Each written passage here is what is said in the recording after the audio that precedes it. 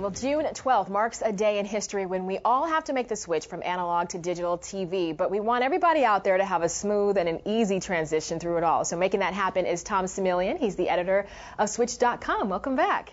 No gadgets today. We're just talking. No gadgets, yeah, it's just free form. What is the switchover? Why is it happening? For those that don't know, it can get a little confusing just trying to figure this whole thing out, right? Yeah, well, the switchover is happening because of things like HDTV and because they want to have more channels.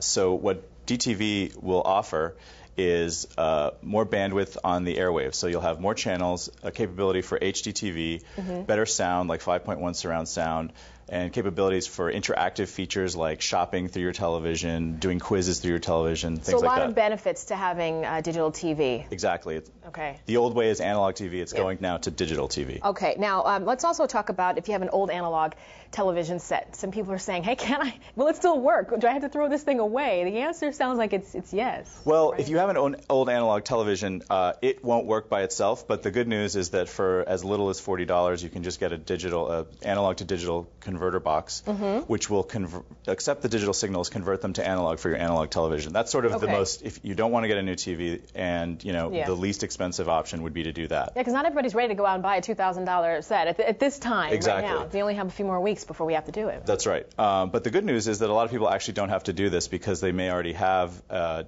digital capable television. So if you bought a TV over the last 2 years, it's automatically digital. It was required by law. So, but anything older than 2 years might be analog.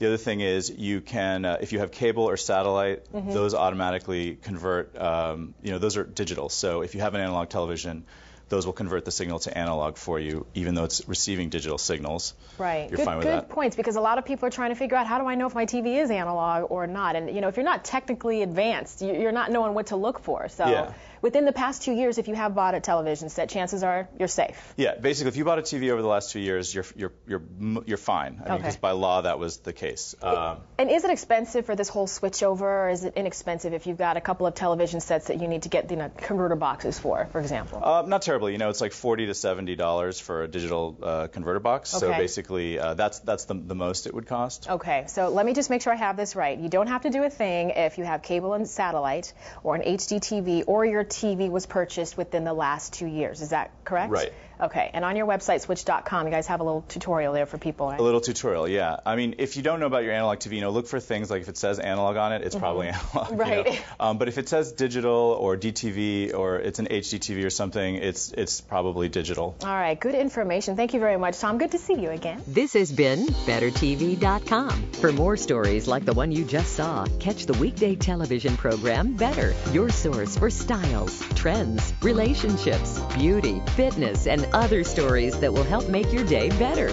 Check local TV listings to see if Better airs in your city. Thanks for watching.